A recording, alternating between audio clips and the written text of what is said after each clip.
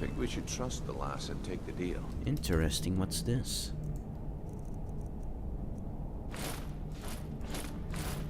I think we should trust. Whoa. You appear ready for the oath. This is enough to make your head spin, eh? You Alright, now should I... Alright, never the mind. oath. Let's make the oath as nightingales then. Nice armor actually. If you remove all the stuff that I have, this is actually a very good armor. Well, Betesha, you did quite an amazing job on creating this armor. Looks amazing. Now let's check this. Destroy taming the... What's this? Some kind of fucking test? What's this? What's the objective?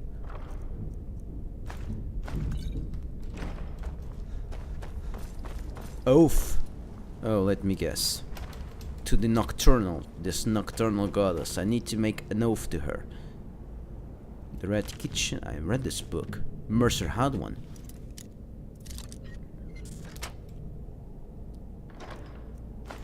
Oh, at least this has gold. Right, so what now, Carlia? You appear ready for the oath. From the moment you were struck with my poisoned arrow at Snowvale sank, perhaps I couldn't bring Mercer back alive, but together we were able to clear my name and to put Gallus's memory. I'd always intended Mercer's fate to ultimately be decided by the guild, and it seems they've spoken. Right, kill Mercer. Proceed Okay, down the lass. hall to the We've got gate these when you're get-ups ready. on. Now what? Beyond this gate is the first step in becoming a nightingale. Alright. Whoa there, lass. I appreciate the armor, but becoming a nightingale? That was never discussed. To hold any hope of defeating Mercer, we must have Nocturnal at our backs. If she's to accept you as one of her own, an arrangement must be struck. What sort of arrangement? I need to know the terms. Exactly, this is a contract. Quite simple, Brynjolf. Nocturnal will allow you to become a nightingale and use your abilities for whatever you wish.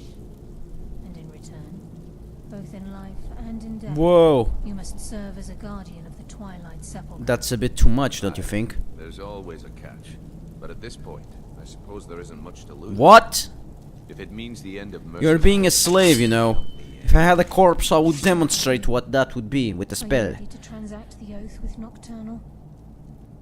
I'm not sure I understand the terms. By transacting the oath with Nocturnal, you're entering into a business deal. I know, You'll be provided all of the power and knowledge befitting a nightingale. but... You're free to use those powers as you see fit. To But... further your own goals, or the goals of the Thieves Guild.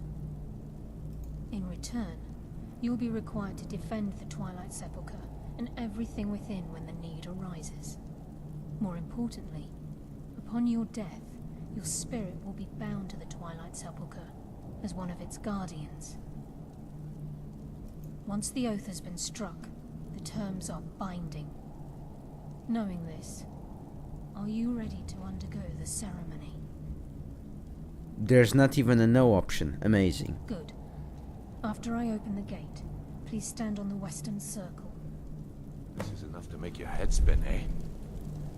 Yeah. I think we should trust the lass and take the deal. I think you should shut up and think. We'll speak when But that's just me, you know. You need to use your brain a bit more, Brynjolf. This is enough to Ha! make your head spin, eh? Remember, in life and death you must serve Nocturnal in defending her temple. Ha! You must not forget this important measure. I Yeah. think we should trust the lass and take the deal. Alright, I'm going to take my place, and nice symbol, in this fucking cavern, and we'll see what happens, shall we? Alright. I am ready. Jing Jing Nightingale Scorabas. So what now? There she is, now what? I call upon you, Lady Nocturnal, Queen of Murk and Empress of Shadow. Hear my voice. What are you doing? Ah, Whoa, Carlisle. what's the hell? I was wondering when I'd hear from you again. Lose something, did we? My lady, I've come before you to throw myself upon your mercy and to accept responsibility for my failure. You're already mine, Carlisle. Your terms were struck long ago. What could you possibly offer me now? I have two others that wish to transact the oath, to serve you both in life and in death. I was forced, you know. You surprise me, Caroline. This offer is definitely weighted in my favor. My appetite for Mercer's demise exceeds my craving for wealth, Your Grace. Revenge. How interesting. Very well. The conditions are acceptable. You may proceed. Lady Nocturnal, we accept your terms. We dedicate ourselves to you as both your avengers and your sentinels. We will honor our agreement in this life and the next until your conditions have been met. Very well. I name your initiates What the hell? Nightingale, and I restore your status to the same, Carlyle. And in the future, I'd suggest you refrain from disappointing me again.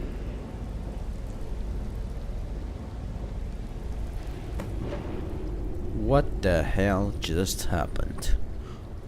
What the hell just happened? What the hell? She influenced the moon.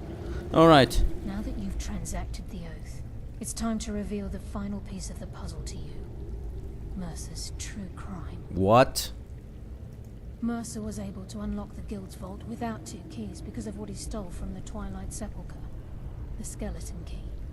By doing this, he's compromised our ties to Nocturnal, and in essence, caused our luck to run dry.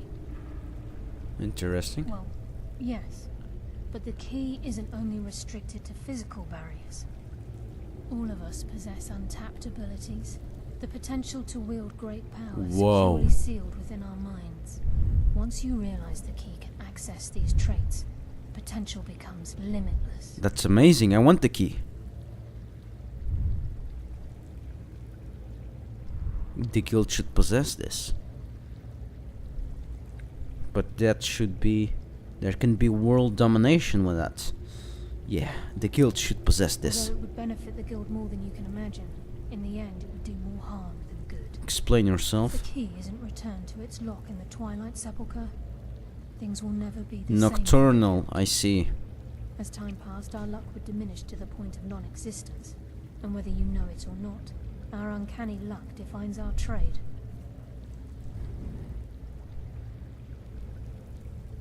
Very true. In our line of work, it's quite rare we set out to return a stolen item to its rightful owner. Before we depart, Brynjolf has some business to discuss. I suggest you listen to him. Listen, Right. lad, there's one last piece of business we need to settle before we go after Mercer. The leadership of the guild. Carlia and I had a long discussion before you arrived here. Thanks to your efforts, Mercer's treachery has been exposed. After we deal with him, all that remains is restoring the guild to its full strength. Interesting. As a result, we both feel that you have the potential of replacing Mercer as leader of the Thieves Guild. Interesting. I've been at this game a long time, my friend. A long time. I've stolen trinkets from nobles and framed priests for murder. I'm good at what I do, maybe even one of the best, but it's all I know. I've never been one to lead. Never desired it, never cared for it. Don't want it.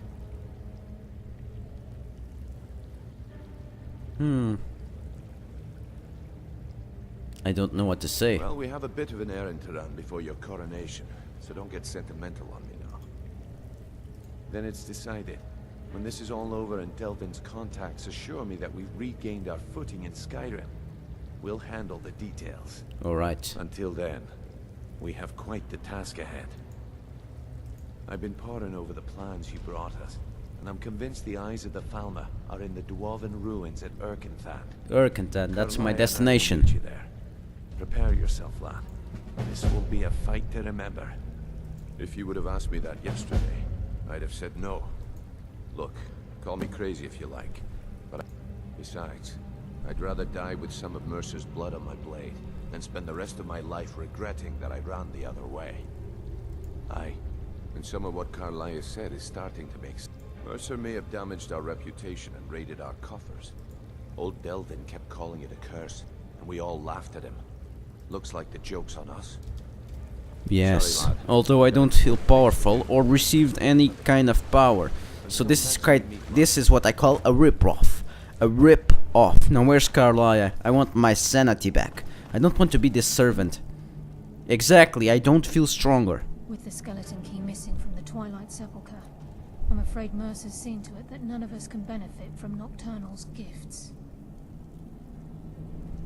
You merely transacted the oath, signed the unwritten contract with Nocturnal. Unwritten, that's a problem. In order for us to receive our abilities, our end of the bargain, I'm afraid the key must be returned.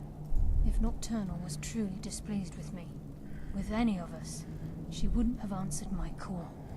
Most peculiar. I have no doubt that we still hold her favor, and I believe it gives us enough of an edge to defeat Mercer Frey. Sure. Yes. Now that you're a Nightingale, you may consider this your home. You'll find that this place offers many things that will help you in your endeavors, as well as a wealth of information for you to learn. Once the skeleton key has been restored to the Twilight Sepulchre, I'll make this place my home as well. Alright.